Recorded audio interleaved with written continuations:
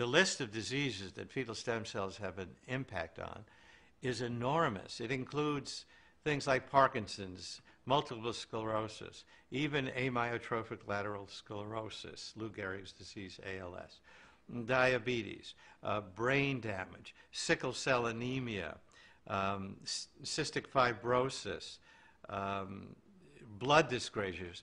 Every patient who has cancer can be helped with these cells. When I was about 8 years old, I saw, in 1988, I saw the Olympics, and I heard the song, The Chariots of Fire. And there was some kind of just feeling that I had inside me. Just my heart started like pounding really hard, and I just felt like, wow, you know, I think that's what I want to do. That's what I want to become as an Olympian. So I really got into track and field in high school. Being a competitor, I felt like I was the most, you know, alive at that moment, or my purpose in life was being an athlete. I competed at Idaho State for about 1 season, and my dreams to be a pole vaulter in the Olympics were shattered.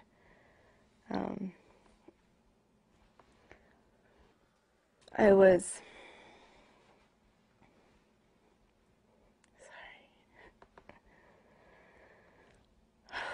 I was driving home from a pole vaulting meet. We hit black ice, which is ice that you can't see. It was late at night. The vehicle went out of control, and as the car was rolling, I was thrown out of the vehicle to oncoming traffic. So when I woke up in the hospital, and there were doctors around saying, you know, you had a spinal cord injury. We don't exactly know how bad it is right now.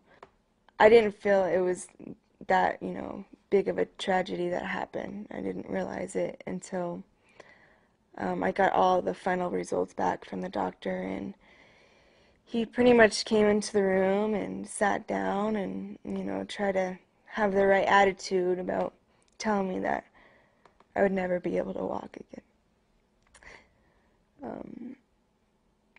I really didn't know what to say at that point. I delivered Luca about 4:15 in the morning. So after I delivered him, they took me to my room, and, you know, I rested. And in the morning, my room was full. My parents, my in-laws, they were all coming to visit, all excited, you know, meeting Luca for the first time. Pictures, you know, like any happy family, there's a new addition. And I hear a knock on the door, and it's the pediatrician. So she comes in, and she, you know, she introduced herself, and she asked if everybody could, you know, leave the room so her and I could discuss her visit with Luca. And she said, well, we have, you know, some concerns that Luca was born with Down syndrome. How dare you walk into my room? Like, I was offended. Like, you know, who are you to sit here and tell me that, you know, here's this precious little boy could possibly, at that point, excuse my ignorance, mentally retarded. I was so afraid.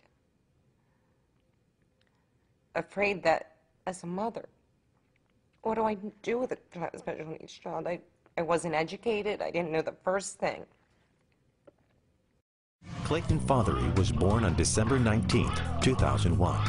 He was a normal, happy, and thriving baby. He would wake up from, you know, I think it was only just he was a couple months old, and when he would wake up from his naps, he would just be smiling and giggling. And he just had the greatest demeanor. You know, the only time he cried was if he was hungry and we hadn't gotten to him fast enough. That was really it. He was just so happy, so easy, so chubbly, so cute. Really a good spirit about him. And he was just perfection. But this fairy tale childhood ended when, at the age of almost 6 months, Clayton came down with the most serious form of epilepsy, called Lennox-Gastaut. Clayton's seizures were occurring one after the other, and he was quickly going downhill. We would sit there and negotiate with God and say, God, just please let him sleep 5 minutes. Give him 5 minutes of sleep between these seizures. And he would have a seizure after 3 minutes. Okay, God, give him 2 minutes of sleep. You know, we were just negotiating for every minute that he could sleep so that somehow he could kind of gain the strength to fight off more seizures. But it just wasn't happening.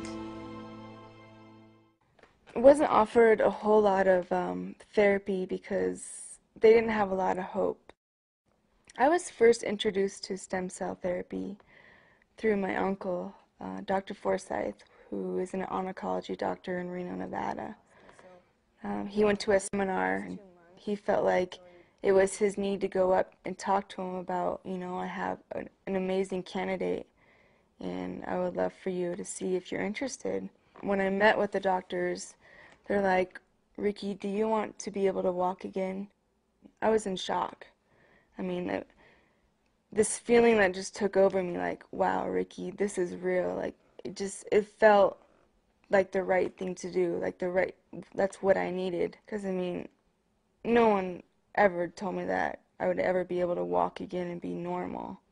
Within a week after our conversation, I booked a flight to go down to the Dominican Republic, where I had my first treatment in 2001. I must have called Dr. Rader a million times. Well, Dr. Rader, have you worked on infants before? Yes, I have worked on numerous infants. With Luca's, diagnosis of Down syndrome? No, he says, Luca would be my first infant with Down syndrome, and my expectations would be there that the possibilities are great, that we would see good things in your son. I researched all I researched. My gut feeling said, there's nothing else out there that could possibly help my son. As long as it can't hurt him, that there's going to be no side effects, I'm not going to let this chance pass us by. And my husband agreed. He says, I don't want to go through life wondering, what if? Especially with everything we're hearing that stem cells are doing.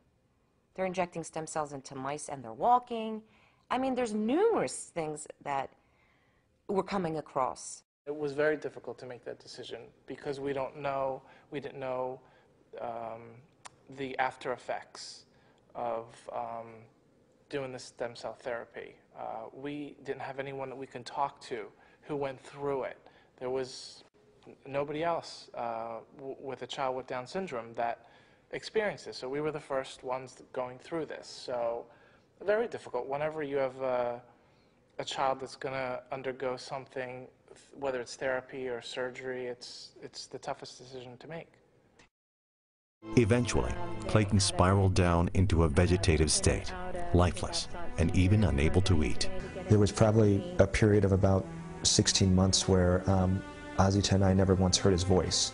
He never made a noise. He never expressed joy or pain or sorrow or discomfort, and that was hard because it was such a stark contrast from who he was, and we just wanted to get him back.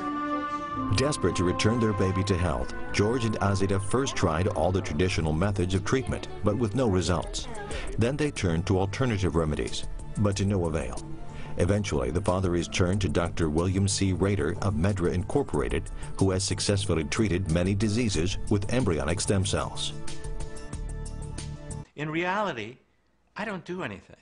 And the reason I'm saying that is all I do is put in the cells. And then nature, God, or whatever you want to say, takes care of the rest. I don't tell them where to go. I don't give them a diagnosis. Yes, I do select cells, but it's significantly zero compared to what the cells themselves do.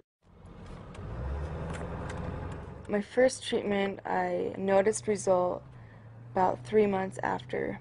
I was sitting outside with my mother and a fly landed on my leg and I felt it. I felt the fly.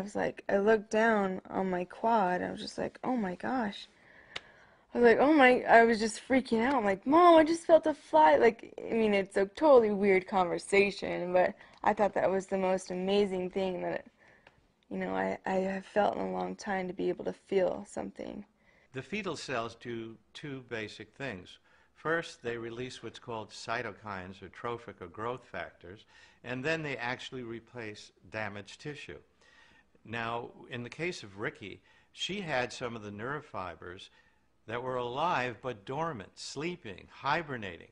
Years ago, if you had a heart attack, they told you that's it, the heart cannot come back. Then we did coronary bypass surgery, brought oxygen to the area, and the muscle came back. So in a similar way, these cytokines or growth factors can wake up these areas. The next thing that happens is that she's actually growing new nerve fibers. When we were leaving the Dominican Republic, we were sitting in line, at the airport, and it happened to be some sort of holiday in San Juan that day. So we're sitting there, and all of a sudden, coming down, you're sitting by your gate, down the hall, they have the dancers, and, they're celebrating whatever holiday was. My mom and I nearly fell off the chair. Luca was sitting there, and with a quickness that he had never, ever, ever shown, turned his head to see where that music and that sound came from. He nearly broke his neck. I looked at my son and I thought, okay, he just didn't do that. He woke up. He was alive in his eyes. And that's the only way I could explain it. Here was this little boy that up to this point just had kind of like a stare. Almost instantaneously. It was like, boom. Luca is alive in his eyes. And again, this is the only way I can explain it. That baby woke up. There's somebody there. There's somebody back there. After the second treatment, I called Dr. Rader. I said, I know you're going to think this is crazy, but Luca's head's changing. That typical flatness that children with Down syndrome have. They have a very flat forehead and a flat bridge of a nose, and typically the back of their head all tends to be flat, is rounding. I said, his forehead has rounded. I said, but maybe I'm just hallucinating. His ears are growing. Usually their ears are low set. The one ear has grown up above, that low set mark.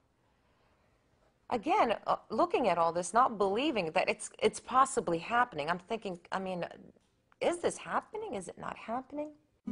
Miraculously, Clayton showed much improvement after the first stem cell treatment. We saw not only that the frequency of the seizures were reduced, but also the types of seizures were reduced. And as we saw the seizure reduction, we also saw that his muscles in his body were becoming stronger. Within just a few weeks, we saw that he got neck control. And as of January 1st, 2005, Clayton was seizure-free, and he became responsive to his world. For 2 years, he had no emotion, no reaction, no sound. He was completely silent. Just about a month ago,